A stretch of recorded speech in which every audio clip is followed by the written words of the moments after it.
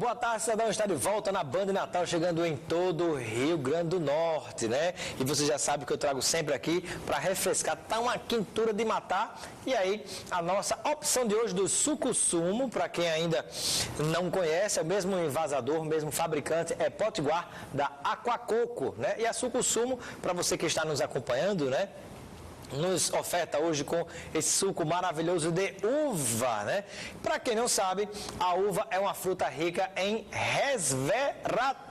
O que é isso? É uma substância responsável por proteger as células e melhorar a nossa circulação. Além disso, a fruta aumenta o bom colesterol, na verdade, e tem poder antiviral e antibacteriano. Todos os nutrientes são preservados no suco-sumo e, claro, o sabor da fruta. Quem ainda não experimentou vai se surpreender. Pois é. E aqui, seja bem-vindo, professor João Carlos, ao nosso Boa Tarde, Cidadão. Boa tarde, Robson. É um prazer estar aqui. O suco de uva não é só enfeite de cenário, não. Pode tomar na hora que tiver vontade, viu? Daqui a pouco. E aí eu lhe pergunto, que avaliação você faz em relação a esse resultado que está chegando ao fim, né? Apesar de não ter concluído a apuração, às vezes acontece nos Estados Unidos, né? De um candidato tem mais voto do que outro, mas porque ganhou em certos estados termina sendo eleito, né? Exatamente. A eleição nos Estados Unidos, o sistema eleitoral americano, ele é diferente do brasileiro. Aqui no Brasil, quem tem maior voto, né, na população é eleito, né? Então tem 50% mais um já está eleito. Nos Estados Unidos é um sistema baseado no colégio eleitoral.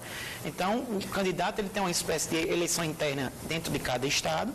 Ele vencendo aquele estado, ele tem a totalidade dos votos que o estado tem no colégio eleitoral. Por isso que tem estados muito mais importantes do que outros. Por exemplo, o estado do Texas é um estado com uma quantidade enorme de votos no colégio eleitoral, Califórnia.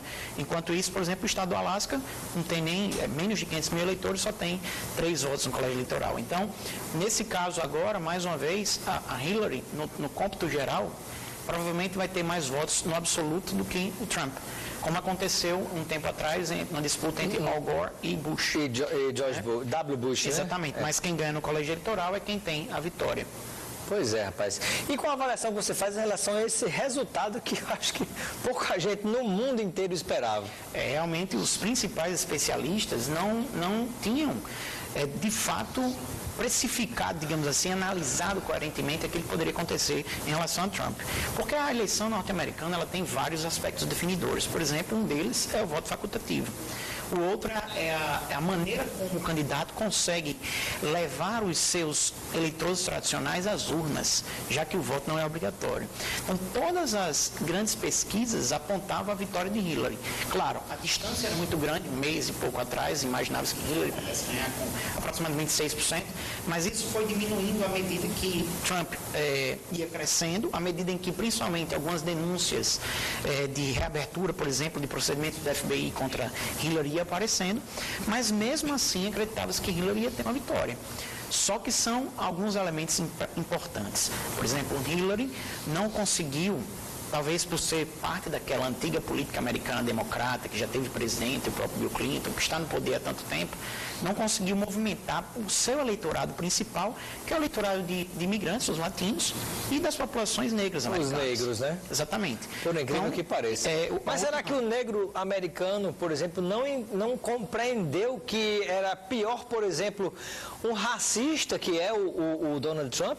Não, na verdade, claro, o que a gente tem no caso de Trump é que ele movimentou uma grande quantidade de eleitorado que estava ao lado dos democratas durante muito tempo, que era esse eleitorado da classe média baixa branca, que vivia muito da atividade industrial e que os Estados Unidos teve uma grande quantidade de desempregados em razão da desindustrialização. Isso, essa colocação não é porque o negro votou em Trump, não. A questão que eu coloco é porque, como o voto é facultativo, o negro poderia ter corrido às urnas para não deixar que ele viesse a ganhar. Sim, eu compreendo. Sendo um racista, né? Mas mesmo assim, pelas análises, se tivesse acontecido a mesma quantidade de população negra e latina que votou, por exemplo, na primeira eleição do Barack Obama, né, não teria ultrapassado, porque seria aproximadamente 17% a mais de eleitores, mas não chega ao boom que teve de eleitores brancos abaixo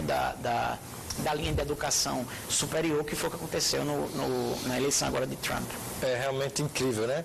E aí, você que está em casa nos acompanhando, pode mandar pergunta, participar com a gente aqui ao vivo no nosso programa Boa Tarde, Cidadão.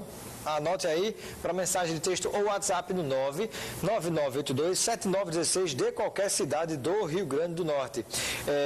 Eu quero lhe fazer uma outra pergunta.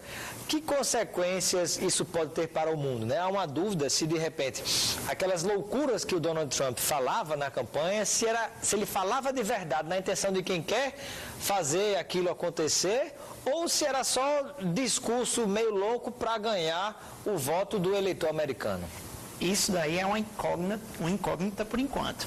Bem, o Donald Trump, ele tem uma coisa que o Barack Obama não tem. Ele vai ter maioria no Congresso americano. Então, boa parte das políticas... Mas os republicanos, que é a maioria dele no Congresso, também estão, de certo modo, divididos. Exatamente. Nem todos apoiaram a ele. Exatamente. Né? Essa é a grande questão.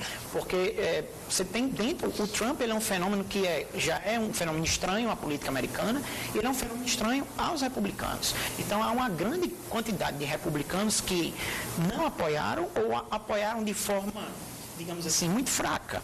Né, criticando, por vezes questionando. Então, a gente não tem a certeza daquilo que ele pode, de fato, colocar em prática. Agora, algumas coisas a gente tem já, algo deve acontecer. Por exemplo, nós temos um Congresso mais conservador lá nos Estados Unidos. Donald Trump terá direito, por exemplo, a indicar mais um membro da Suprema Corte americana, desempatando, que a Suprema Corte americana tem 4 democratas, 4 conservadores. A morte do Anthony Scalia, que aconteceu no início do ano, dá a ele a possibilidade de ele colocar um membro da Suprema Corte fazendo um 5-4 conservador. E na política internacional é que nós temos uma grande preocupação. Porque, afinal de contas, os Estados Unidos ainda são o principal protagonista mundial, né? Claro, disputa hoje ainda com a Rússia, né? Toda essa tensão com a China, e a gente tem ali possibilidades de reanálise de acordos bilaterais que foram feitos nos últimos anos no governo americano, uma tensão com seus próprios aliados, tendo em vista que durante a campanha Trump disse que iria rever um pouco da OTAN, mas surpreendentemente a relação de Trump com Vladimir Putin da Rússia me parece ser uma relação menos gelada do que era com Obama. Inclusive, Vladimir Putin chegou a dar declarações muito simpáticas à eleição do Donald Trump, já nas poucas horas do início desta manhã. Ele é um verdadeiro estrategista, né? Se existe um líder global hoje estrategista, é o Vladimir Putin. Pois é. Vamos ver se o Trump vai embarcar nessa loucura também. Mas aí eu lhe pergunto, e como é que fica, por exemplo, essa situação? Me parece que é um movimento mundial de caminhar cada vez mais para dentro de si mesmo, como o caso, por exemplo, do Brexit, no caso lá da saída da Inglaterra da União Europeia. Você tem esse Donald Trump que cresceu e acabou se elegendo presidente dos Estados Unidos. Você vê no Brasil um movimento nesse sentido, com aquele maluco do Bolsonaro, essas loucuras que estão acontecendo pelo mundo afora. Isso aí não pode gerar um estado de preocupação global? Olha, é uma preocupação mesmo. O que a gente tem hoje, durante um tempo a gente teve uma ascensão, digamos assim, de movimentos à esquerda.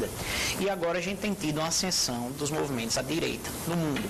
São vários fatores. Por exemplo, o fator aqui no Brasil é diferente do fator que acontece na Europa ou que acontece nos Estados Unidos. Nos Estados Unidos você tem fatores envolvendo imigração, que aqui no Brasil praticamente não existe, terrorismo. E aqui no Brasil você tem outras situações, né, que envolvem toda essa discussão relacionada às leis de gênero, né, que fazem com que você tenha uma outra direita, com outra concepção.